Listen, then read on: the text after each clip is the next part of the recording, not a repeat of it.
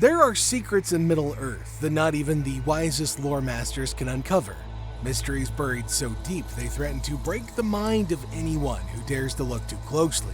Powers older than the world itself. Dark forces lurking in the forgotten corners of time. Renowned characters who vanished without a trace. Ancient creatures that gnaw at the roots of the earth, unseen and unnamed. These are the questions no one can answer, the riddles that can unravel all we know. Enter if you dare, as we descend into some of the darkest, most forbidden mysteries of Middle-earth. We begin our journey in the deepest, darkest places of Middle-earth, where light has never reached and where the Nameless Things dwell. Beings older than memory, older than even the Dark Lords who sought to dominate the world.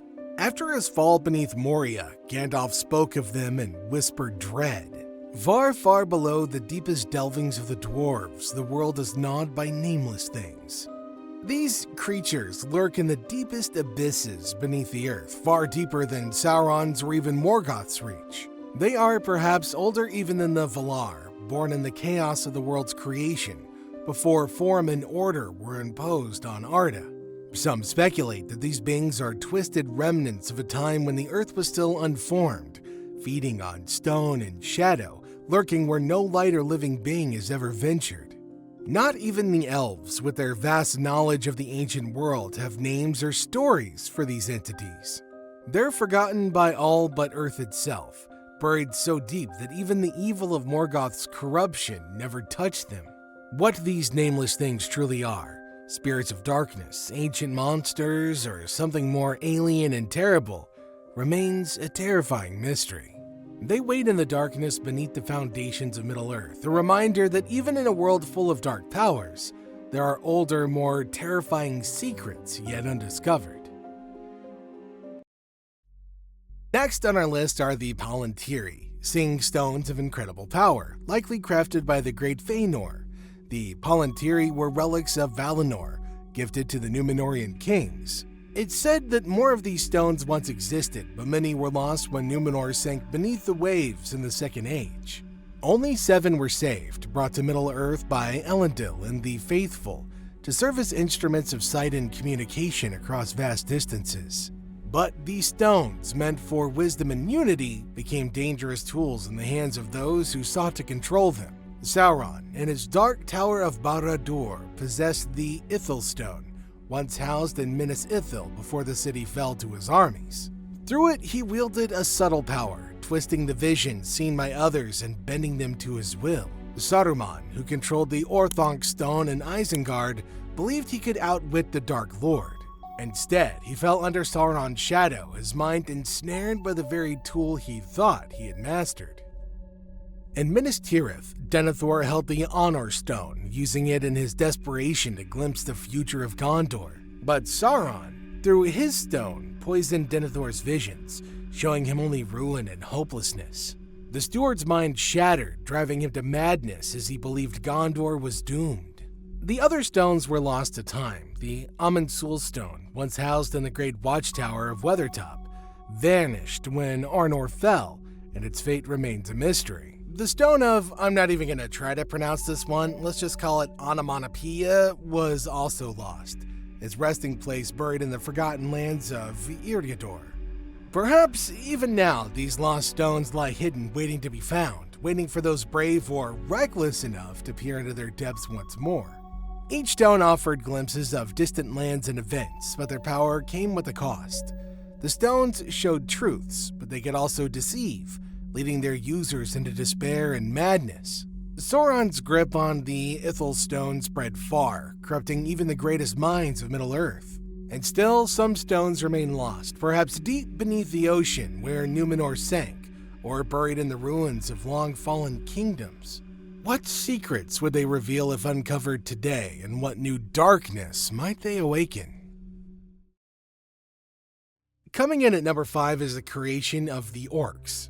The origin of the Orcs is one of Middle-earth's most grotesque mysteries, a tale woven with horror and corruption. Tolkien himself made it clear that evil cannot create, it can only twist, ruin, and corrupt what already exists.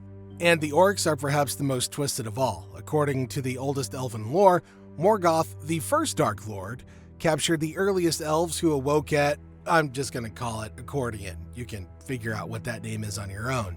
In the lightless depths of Autumno, they were tormented beyond breaking, their very essence defiled until they became orcs. Hateful, cruel creatures, bred for endless war and servitude. If this is true, the orcs are a living nightmare, a reflection of what happens when the beautiful is twisted into the monstrous.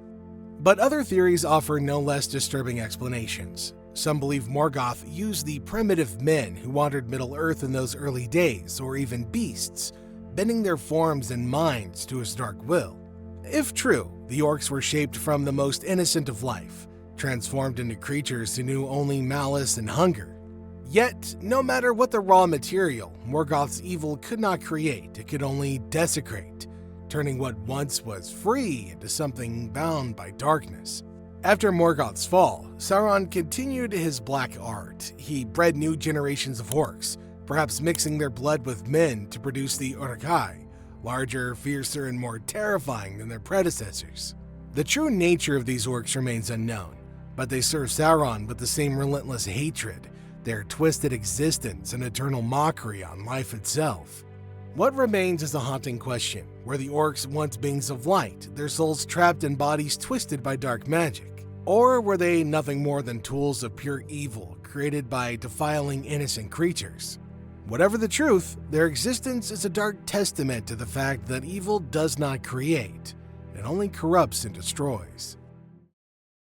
Number 4 on our list is the shadowy relic that once crowned the first Dark Lord, Morgoth's Iron Crown. Forged in the black depths of Angband, his crown bore the Silmarils, jewels of unimaginable light, and served as a symbol of Morgoth's reign over Middle-earth. But after the War of Wrath, when the Valar defeated Morgoth at the end of the First Age, the crown met a grim fate. It was beaten and twisted into an iron collar, a symbol of his subjugation, and shackled to his neck before Morgoth was cast into the void. But what became of the fragments that were left behind? The ruins of Angband are said to hold the remnants of the Iron Crown deep within the frozen north of Frodwith. Some believe the shards of the crown still lie untouched beneath the wreckage, slowly rusting away beneath the ice. But others whisper that the crown, once bound to the Silmarils and Morgoth's terrible will, may yet possess a lingering trace of its former master's power. What if Sauron, Morgoth's most cunning lieutenant, salvaged those iron fragments before his master's fall? Could he have used the very metal of the crown in the forging of the One Ring, blending Morgoth's essence with his own will to create a weapon that carried the shadow of the original Dark Lord? Such a link would explain the One Ring's immense power and the depth of its corruption, making it more than just an extension of Sauron's ambition, an echo of Morgoth himself. If this is true, the One Ring's not only a tool of domination, but a direct connection to the ancient evil that first sought to enslave Middle-earth. Whether hidden in the wreckage of Angband or repurposed for Sauron's designs, Morgoth's crown holds a legacy of darkness that refuses to fade, a piece of ruin waiting to be uncovered. Third on our journey into Middle-earth's greatest mysteries is the disappearance of the Entwives. Once, they roamed the fertile lands east of the great river Anwen, far from the deep forest preferred by their Entish kin. While the Ents reveled in the untamed wilds, the Entwives sought to shape and cultivate the world. They tended gardens and fields, their influence stretching across lands like the Brown Lands, once fertile but now desolate. But at some point long before the War of the Ring, they vanished, leaving not a trace behind. Did they wander too far, perhaps to the lands beyond the Sea of Rhûn, where even the wisest have little knowledge? Or were they caught in the devastation of Sauron's wars, which ravaged the lands between the Anduin and Mordor in the Second Age, leaving behind nothing but scorched earth? The Brown Lands, now barren and lifeless, were said to be where the Entwives had once planted their gardens, until Sauron's shadow fell over them.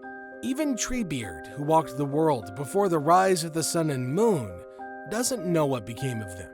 He remembers them with sorrow, and his search continues through the endless woods of Eredor, though hope fades with each passing age. Did the Entwives fall in the wars that swept across Middle-earth, their memory wiped clean by the fires of battle? Or could they still live, hidden in secret glades far to the east beyond the reach of any who seek them? The Entwives are a mystery that remains as elusive as the lands they once shaped, lost to time, lost to war, and perhaps lost forever. Next on our list are Allar and Pando, the elusive blue wizards who journeyed into the east during the Second Age, vanishing beyond the reach of even the wise.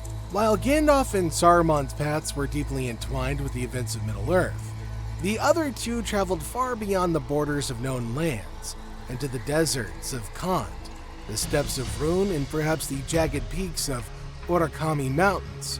But what became of them? Did they fall, ensnared by the very powers they were sent to combat, their wills crushed in the far reaches of the east?